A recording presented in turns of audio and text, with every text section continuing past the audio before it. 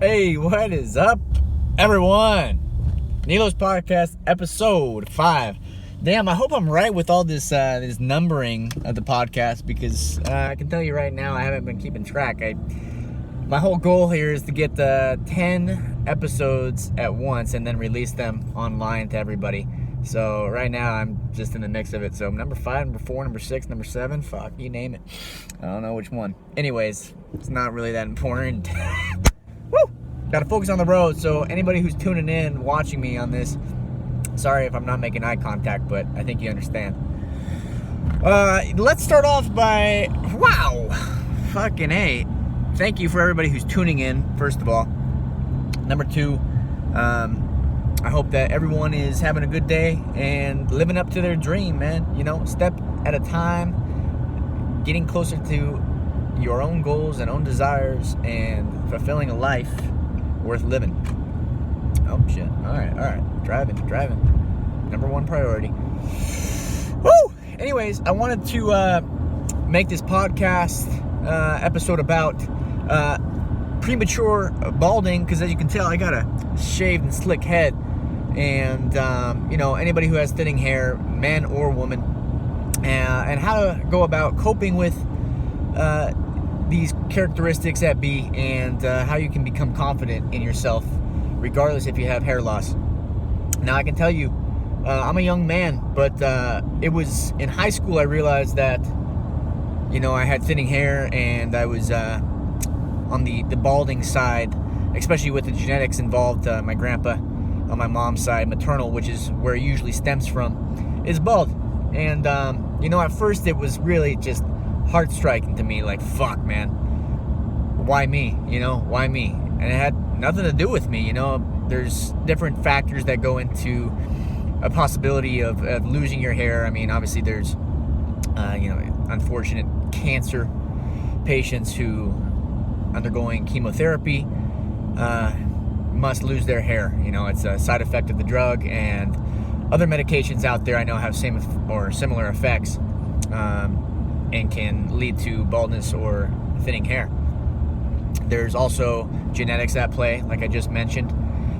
Stress plays a factor. If there's too much stress, usually there's gray hairs that pop up from an overabundance of stress, but thinning hair can also be a factor of that. And there's also just not taking care of yourself, malnourishment, not using the right products or natural products, products that may damage your hair when really you should be using something else. So there's many things that can contribute to balding or thinning hair. Man, is there any other words for that? I think I've said that like 20 times already. But I want everybody to know that if you are going through similar circumstances, that you're all good. I took it to heart at first, and it was embarrassing. It was like, fuck, dude, I can't see what's going on in the back of my head, but I know that I don't want to have spots that are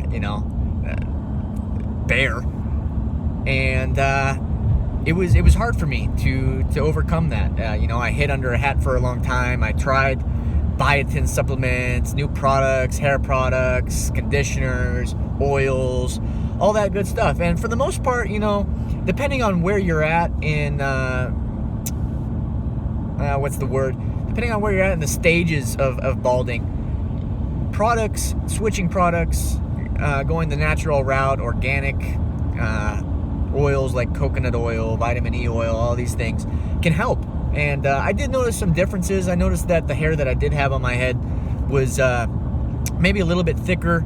It definitely looked healthier, just because I was maintaining and taking care of it more often. And the biotin was a potential ally in helping these come to fruition, these factors come to fruition. But ultimately, it came to a point where I knew that I can no longer get my hair back unless I want to try some funny product like Rogaine or some shit. But you know what?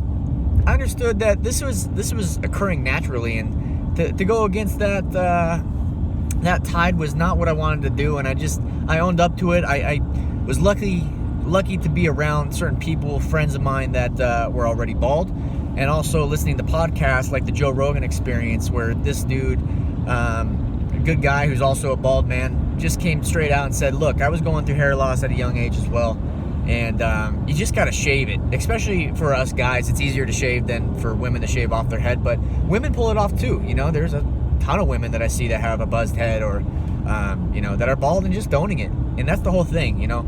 Once you do it, there's a complete relief of freedom, a sigh of relief of just, you don't have to worry about it anymore. And for me, hiding under a hat and all this stress related to what I thought people were gonna think and tell me and care wasn't that big of a deal. You know, it was way more big of a deal in my mind than it was in others' minds.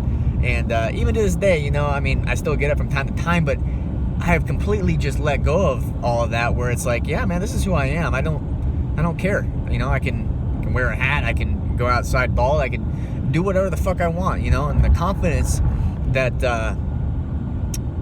you know, has come about from just letting go and actually sacrificing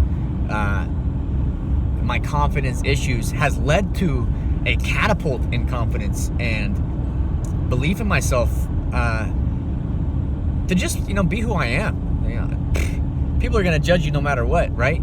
So just have fun doing what you do, and let the critics